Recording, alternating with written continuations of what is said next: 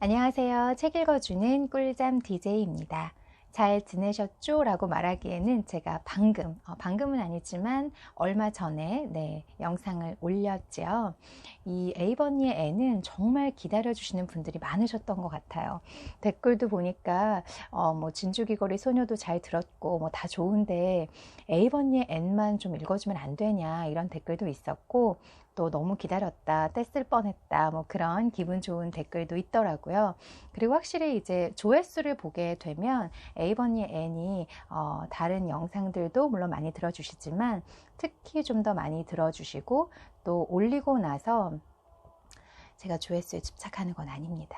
하지만 올리고 나서 제가 중간중간에 들어가서 본단 말이에요. 몇 분이나 들으셨지? 이렇게 집착하는 건 아니지만, 그러면 올리고 나서 얼마 안 됐는데 조회수가 굉장히 높아지는 걸 볼 수 있어요. 그래서 에이버니의 앤을 많이 기다리시는구나. 그리고 특히 처음 시작이 이 책이었기 때문에, 알프스 소녀 하이디하고 에이버니의 앤이 시작이었기 때문에 아마 이렇게 좀 연재되는 그런 기분이잖아요. 그래서 계속해서 그 연결된 드라마처럼 기다려주시는 분들이 계신 것 같아요.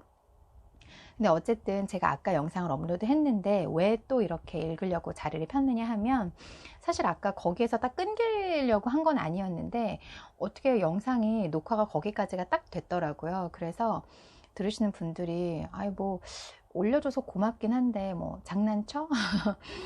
이렇게 스티븐 어빙의 아들을 만났는데 거기서 딱 이렇게 끊긴다고 뭐 밀당하니 뭐 이러실까봐 그건 좀 제가 들어도 아닌 것 같더라고요. 중요한 부분에서 마침 또 딱 끊겨서 다시 이어서 읽으려고 제가 책을 폈습니다.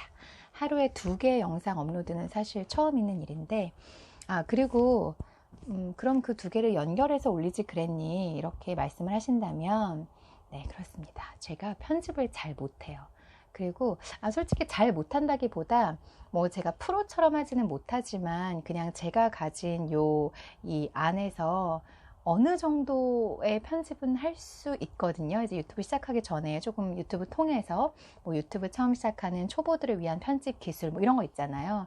그래서 좀 배웠는데, 그래서 몇몇의 영상들은 이렇게 제가 편집을 해서 올리기도 했어요. 근데 문제는 그 뭐 더듬은 부분, 뭐 잘못 읽은 부분, 또 조금 연기가 마음에 안 들었던 부분, 뭐 이런 것들을 제가 연결하고 뭐 이렇게 자르고 편집하고 붙이고 오리고 다시 붙이고 이렇게 하다 보니까 하나의 영상을 올리기까지 시간이 너무 오래 걸리는 거예요. 그 영상 편집이.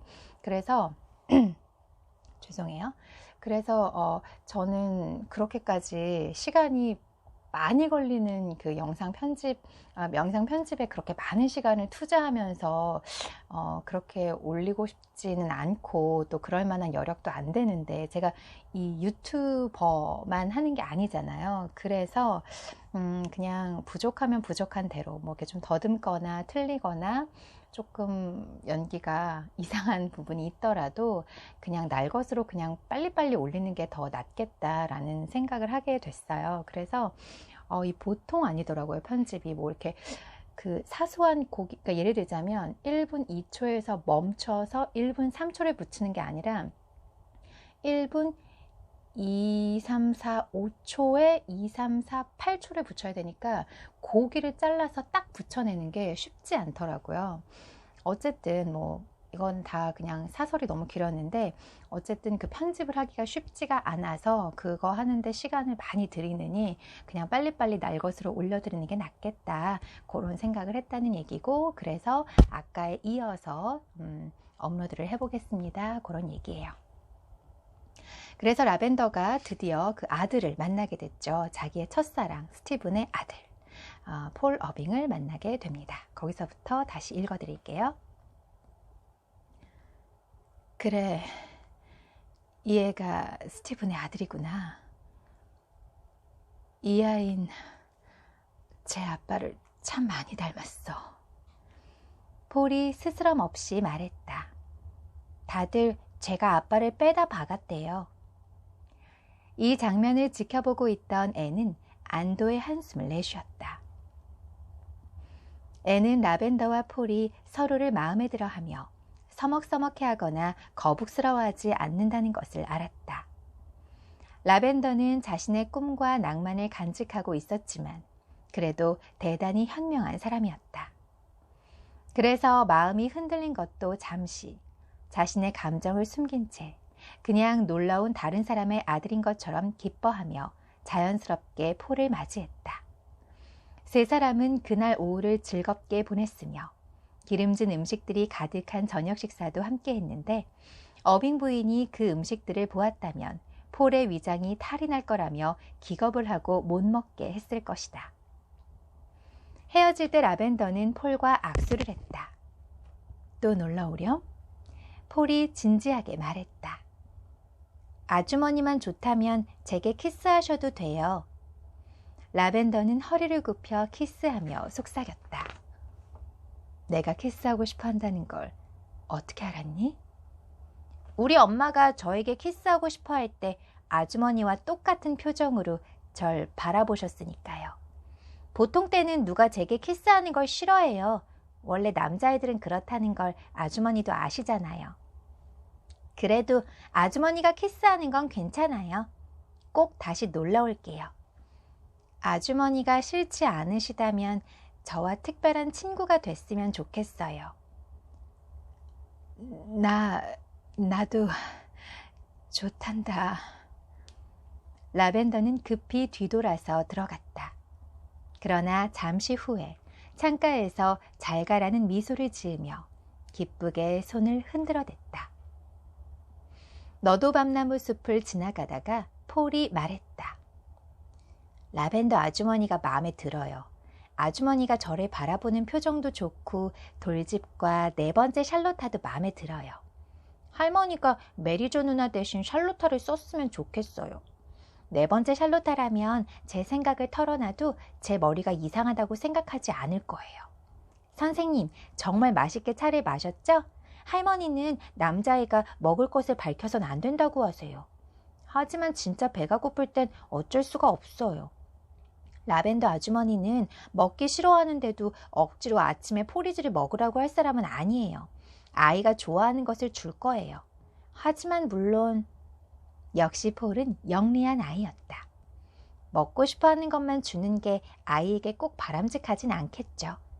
그래도 가끔 이렇게 먹는 건 정말 좋아요. 그렇죠, 선생님? 여기까지가 폴 어빙과 라벤더의 만남이었고요. 그 뒤에 챕터는 생략을 하고 25. 에이번리의 떠들썩한 사건. 폭풍우가 몰아친 뒤 2주일이 지난 어느 화창한 6월의 아침, 애는 시든 하얀 수선화 2송이를 들고 정원에서 초록 지붕집 마당으로 천천히 걸어갔다. 마릴라는 초록색 줄무늬 무명천을 머리에 두르고 깃털이 다 뽑힌 닭을 들고 집 안으로 들어가는 중이었다. 애는 무뚝뚝한 마릴라의 눈앞에 꽃을 들고 서서 슬프게 말했다. 보세요, 마릴라 아주머니.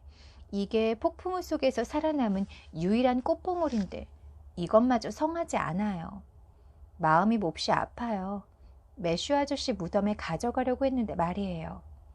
매슈 아저씨는 언제나 6월 백합을 좋아하셨잖아요. 마릴라도 수긍했다. 나도 마음이 아프구나. 워낙 좋지 않은 일들이 많이 일어나 이젠 이런 사소한 일엔 별로 큰 슬픔을 느끼지 않게 되었는데도 말이야. 과일이나 곡식이 모조리 못쓰게 돼버렸잖니. 하지만 다들 다시 귀리를 심고 있어요. 해리슨 아저씨 말씀이 늦긴 했지만 여름에 날씨만 좋으면 잘 자랄 거라고 했어요. 제 1년 초들도 다시 싹이 돋기 시작했어요. 하지만 6월 백합을 대신하진 못하잖아요. 가여운 헤스터 그레이도 6월 백합을 받지 못할 거예요. 어젯밤 헤스터의 정원에 갔는데 아무리 찾아도 남아있는 게 없었어요. 헤스터는 분명 몹시 안타까워할 거예요. 마릴라가 엄격하게 말했다. 그런 소리를 하다니 제정신이 아니구나, 앤. 헤스터 그레이는 죽은 지 30년이나 됐고 바라건대 영혼은 천국에 있을 거다. 그래요. 하지만 헤스터가 아직도 여기 있는 자기 정원을 사랑하고 그리워할 거라고 믿어요. 전 아무리 천국에서 오래 살아도 이 세상을 내려다보며 누군가 내 무덤에 꽃을 놓는 걸 지켜볼 거예요. 저도 헤스터처럼 정원이 있다면 비록 천국에서 살더라도 이따금씩 밀려드는 향수를 잊으려면 30년은 더 걸릴걸요? 마릴라는 닭을 집으로 들고 가면서 미적지근하게 반박했다. 쌍둥이가 듣는 데선 그런 소리 하지 마라. 애는 수선화를 머리에 꽂고 샛길 입구로 가서 토요일 아침에 해야 할 일을 시작하기에 앞서 잠시 눈부신 6월의 햇볕을 쬐고 서 있었다. 세상은 다시 아름다워졌다. 자연의 어머니는 폭풍우가 쓸고 간 흔적을 지우느라 최선을 다했다. 설령 몇 달이 지나도록 그 흔적을 완전히 지울 수 없다 해도 자연의 힘은 가히 놀라웠다. 애는 버드나무 가지 위에서 몸을 흔들며 노래하는 파랑새에게 말을 건넸다. 오늘 하루 종일 빈둥거리며 놀았으면 좋겠다. 하지만 쌍둥이까지 돌봐야 하는 학교 선생님이 게으름을 피울 순 없지. 새야, 작은 새야, 네 노랫소리가 정말 아름답구나. 넌 나보다 더 훌륭하게 내 마음을 노래에 담아 부르고 있어. 왜? 누가 오니? 그때 특급 마차 한 대가 앞 좌석에 두 사람을 태우고 뒤에 커다란 짐가방을 싣고서 샛길을 달려오고 있었다. 마차가 가까이 오자 애는 마차를 모는 사람이 브라이트 강역의 역장 아들이라는 사실을 알았다. 그 사람과 동행한 사람은 낯선 여자였는데 말이 채 멈추기도 전에 재빨리 입구로 뛰어내리는 것이었다. 그 여인은 몸집이 자그마한 미인으로 분명히 40대보다는 50대쯤 되어 보였지만 발그레한 볼에 반짝반짝 빛나는 검은 눈을 하고 윤기 흐르는 검은 머리에는 꽃과 깃털로 장식된 모자를 쓰고 있었다. 먼지가 풀풀 나는 길을 13km나 달려왔으면서도 그 여자는 막 몸단장을 끝낸 사람처럼 말쑥했다. 그 여자가 활달하게 물었다. 여기가 제임스 해리슨 씨가 사는 곳입니까? 애는 깜짝 놀라 당혹스러워하며 말했다. 아니요, 해리슨 아저씨는 저 너머에 사시는데요. 작은 여인이 제잘거렸다. 어쩐지 집이 너무 깔끔하다 했어. 제임스가 크게 변하지 않는 한 그가 살기엔 너무 깔끔하지. 제임스가 이 지역에 사는 어떤 여자와 결혼한다는 게 사실인가요? 아니에요. 앤이 죄 지은 사람처럼 얼굴까지 붉히며 큰 소리로 부인하자 이 낯선 여자는 혹시 앤이 해리슨 씨와 결혼할 당사자가 아닌가 의심하며 호기심 어린 눈초리로 바라보았다. 그래도 아름다운 미지의 여인은 끝까지 물고 늘어졌다. 하지만 이 섬 신문에서 봤거든요. 친구 하나가 신문 한 부에 표시까지 해서 보내주었죠. 친구들이란 기꺼이 그런 일을 해주잖아요. 제임스의 이름은 새롭게 등장한 시민이라는 데 나와 있었어요. 애는 숨도 제대로 못 쉬며 말했다. 아, 그 기사는 농담일 뿐이에요. 해리슨 아저씨는 누구와도 결혼할 생각이 없으세요. 제가 장담해요. 볼이 발그레한 그 여인은 민첩하게 다시 마차에 올라 자리에 앉으면서 말했다. 그 말을 들으니 참 기쁘군요. 제임스는 이미 결혼한 몸이거든요. 내가 그 사람 아내예요. 당신이 놀라는 것도 무리는 아니죠. 제임스는 독신인 척하며 여러 여자를 울렸을 거예요. 그래, 제임스. 여인은 들판 너머 길쭉한 하얀 집을 향해 힘차게 고개를 끄덕였다. 제임스, 재미 보는 것도 이젠 끝났어요. 내가 여기 왔으니까요. 당신이 장난질을 하는 거라는 생각만 안 했어도 일부러 여기까지 오진 않았을 테지만. 그러더니 앤을 돌아보며 물었다. 그 앵무새 녀석 여전히 욕을 잘하나요? 그 순간 앤은 자기 이름조차 생각나지 않을 만큼 멍해 있던 터라 숨을 헐떡거리며 말했다. 그 앵무새는 죽었어요. 그랬을 거예요. 혈색 좋은 여인이 신이 나서 소리쳤다. 죽었다고? 그럼 다 잘 됐군. 그 앵무새 녀석이 없어졌다면 이제 제임스와 잘 해나갈 수 있을 거야. 그 여자가 수수께끼 같은 말을 남기고 기쁜 듯이 갈 길을 가버리자 앤은 마릴라를 보러 부엌으로 달려갔다. 앤, 그 여잔 누구냐? 앤은 진지하지만 흔들리는 눈길로 바라보며 물었다. 마릴라 아주머니, 제가 미친 것처럼 보여요? 마릴라는 비꼬려는 생각 없이 대꾸했다. 평소와 다름없는 정도지 뭐. 그러면 제가 꿈을 꾸고 있는 건 아니겠죠? 앤, 난데없이 무슨 엉뚱한 소리냐. 그 여자가 누구냐고 물었잖아. 아주머니, 제가 미친 것도 아니고 꿈을 꾸고 있는 것도 아니라면 그 여잔 꿈에 나타난 게 아니라 실제 인물이었군요. 그래, 그런 모자는 내가 상상할 수도 없었을 거야. 마릴라 아주머니, 그 여자가 자기 입으로 해리슨 아저씨의 아내라고 말했어요. 이번에는 마릴라의 눈이 휘둥그레졌다. 해리슨의 아내라고? 앤셜리, 그럼 해리슨 씨가 지금껏 노총각인 척하고 다녔단 말이냐? 앤은 공정하려고 애쓰면서 말했다.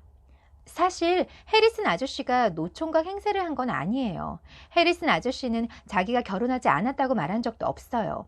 다만 사람들이 당연히 결혼하지 않았을 거라고 생각한 것뿐이죠.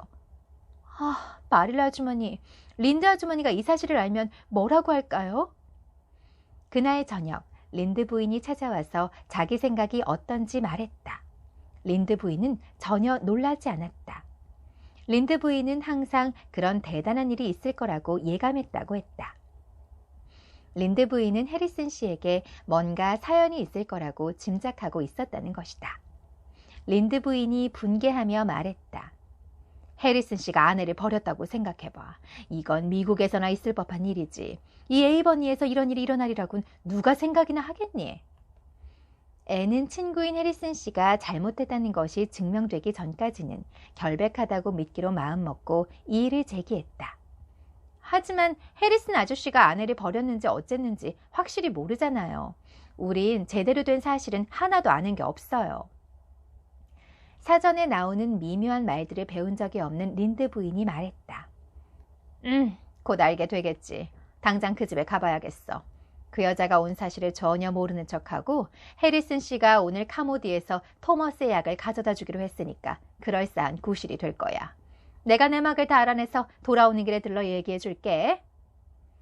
린드 부인은 앤이 찾아가 보기를 두려워하는 해리슨 씨 집으로 달려갔다. 앤은 어떤 구실을 만들어도 해리슨 씨 집에 차마 갈 수 없었을 것이다. 그렇지만 앤도 당연히 특유의 호기심은 갖고 있던 터라 린드 부인이 그 수수께끼를 풀러간다는 말을 듣고 내심 좋아했다. 앤과 마릴라는 린드 부인이 돌아오기를 기다렸지만 허사였다. 린드 부인은 그날 밤 초록지붕 집에 다시 들르지 않았다. 데이비가 9시에 볼터네에서 돌아와 그 이유를 설명해 주었다. 린드 골짜기에서 린드 아주머니와 처음 보는 아주머니를 만났어요. 세상에, 두 사람이 한꺼번에 말을 하더라고요. 린드 아주머니가 오늘 밤은 너무 늦어서 올 수 없다고 전해달랬어요. 누나, 배가 너무 고파. 밀티네 집에서 4시에 차를 마셨는데 밀티 엄마는 참 구두쇠인 것 같아. 통조림이나 케이크도 안 주고 빵도 형편없지 뭐야? 애는 정색을 하고 말했다. 데이비, 남의 집에 가서 그 집에서 준 음식에 대해 이러쿵 저러쿵 해서는 안 돼. 그건 아주 예의 없는 짓이야. 데이비가 활기차게 말했다.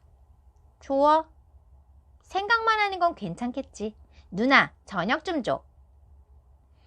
애는 자기 뒤를 따라 식품 저장실로 들어와 조심스레 문을 닫는 마릴라를 바라보았다. 앤, 데이비가 먹을 빵에 잼 좀 얹어줘라. 레비 볼턴의 차 대접이었던지 나도 잘 알고 있으니까. 데이비는 한숨을 내쉬며 빵과 잼을 받아들고는 말을 꺼냈다. 결국 세상 일이란 마음대로 안 돼요. 밀티한테는 발작을 하는 고양이가 있는데요. 3주 동안 날마다 꼬박꼬박 발작을 일으켰대요. 밀티가 고양이가 발작을 일으키는 모습이 참 재미있다고 해서 오늘 구경하러 갔거든요. 근데 그 늑다리는 우리가 온종일 돌아가며 지켜보았는데도 발작을 일으키지 않고 멀쩡하게 있잖아요. 하지만 상관없어요. 데이비는 자두잼을 먹게 되었다는 사실에 자기도 모르게 유쾌해졌다. 언젠가는 볼 수 있겠죠 뭐. 항상 발작하는 고양이가 갑자기 안 그럴 리 있겠어요? 이 잼은 정말 맛있어. 데이비에게는 자두잼으로 치료할 수 없는 슬픔이란 없었다. 일요일에는 비가 너무 많이 와서 소문이 쫙 퍼지지 않았지만 월요일에는 모든 사람들이 해리슨 씨에 대한 이야기를 알게 되었다. 학교도 그 문제로 떠들썩해서 데이비는 이것저것 많이 듣고 왔다. 마릴라 아주머니, 해리슨 아저씨는 새 부인이, 아니, 꼭 새 부인은 아니지만 부인이 생겼어요. 밀티가 그러는데 그 사람들은 아주 오랫동안 결혼을 그만두고 살았대요. 난 항상 사람이 한 번 결혼하면 계속되는 줄 알았어요. 근데 밀티는 그런 게 아니고 서로 싫으면 결혼을 그만두는 방법도 여러 가지래요. 한 가지는 그냥 부인을 내버려두고 떠나는 건데 바로 해리슨 아저씨가 그랬대요. 밀티는 해리슨 아저씨 부인이 딱딱한 물건을 던졌기 때문에 아저씨가 떠난 거라 하고, 아티슬로는 부인이 담배를 못 피우게 해서 떠난 거래요. 그리고 네드 클레이는 부인이 해리슨 아저씨에게 잔소리를 그치지 않았기 때문이래요. 난 그런 이유로 내 아내를 떠나진 않을 거예요. 난 단호한 태도로 말할 거예요. 데이비 부인, 난 남자니까 내가 하자는 대로 따라야 해. 그러면 내 아내는 바로 얌전해질 거예요. 하지만 아네타 클레이는 해리슨 아저씨가 문 앞에서 장화의 먼지를 털어내지 않기 때문에 부인이 아저씨를 떠난 것이었을 거라며 자기도 그 부인이 잘못했다고 생각하진 않는데요. 내가 지금 바로 가서 해리슨 아저씨의 부인이 어떻게 생겼는지 좀 보고 올게요. 잠시 후에 데이비는 좀 실망한 채로 돌아왔다. 해리슨 아저씨 부인은 집에 없어요. 린드 아주머니랑 응접실에 바를 벽지를 사러 카모디에 갔대요. 해리슨 아저씨가 누나한테 할 말이 있다고 좀 와달래. 근데 마룻바닥이 깨끗하게 닦여있고 해리슨 아저씨는 면도까지 했어요. 어젠 교회 가는 날도 아니었는데. 해리슨 씨네 부엌은 완전히 달라져 있었다. 마룻바닥은 놀라울 정도로 깨끗하게 청소가 되어 있고 방 안에 있는 가구들도 모두 말끔했다. 난로도 얼굴이 들여다 보일 만큼 반짝반짝 닦여 있고 벽은 하얗게 칠해져 있었으며 유리창은 햇빛을 받아 눈부시게 빛났다. 해리슨 씨는 작업복을 입은 채 탁자 옆에 앉아 있었는데 금요일이면 여기저기 닳아 누더기가 된다고 익히 알려져 있는 그 작업복은 깨끗하게 기워지고 솔질이 되어 있었다. 해리슨 씨는 깔끔하게 면도를 하고 숱이 얼마 없는 머리도 단정하게 빗어 올린 모습이었다. 해리슨 씨는 에이버니 사람들이 장례식에서 하는 말보다도 더 침울하게 가라앉은 목소리로 말했다. 앤, 자리에 앉거라. 어서 앉아. 에밀리는 린드 부인과 카모디에 갔다. 에밀리는 벌써 린드 부인과 평생 우정이란 걸 맺었어. 여자들이란 제멋대로여서 알다가도 모르겠다. 앤, 이제 나도 편한 세월은 끝났구나.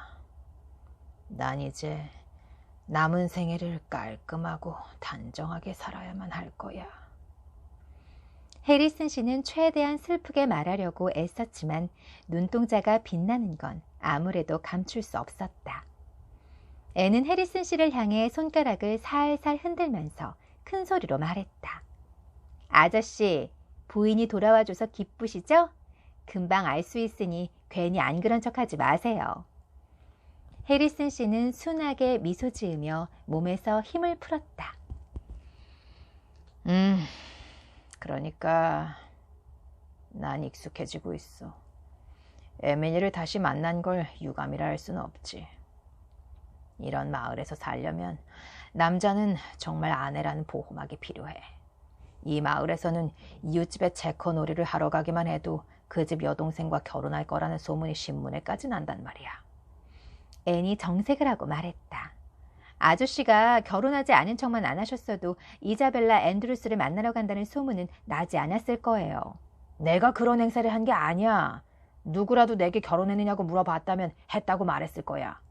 하지만 사람들은 당연히 내가 결혼을 안 했다고 생각한 거야. 난 그 문제에 대해 굳이 말하고 싶지 않았어. 너무 가슴 아픈 일이거든. 아내가 날 떠났다는 사실을 린드 부인이 알았다면 좋은 흥밋거리로 삼았을 거야. 그렇지 않았겠니? 하지만 어떤 사람들은 아저씨가 부인을 떠났다고 하던데요. 앤, 에밀리가 먼저 떠난 거야. 정말이야. 이제 다 얘기해주지. 네가 나나 에밀리를 괜히 더 나쁜 사람으로 생각하는 건 싫으니까. 베란다로 나가자. 여긴 너무 깨끗해서 나 혼자 살던 시절이 그리워지거든. 좀 지나면 익숙해질 테지만 마당을 보고 얘기하는 게 편해. 에밀리가 시간이 없어서 마당은 아직 청소를 하지 않았거든. 둘이 베란다에 나가 편안히 앉자 해리슨 씨는 슬픈 이야기를 시작했다.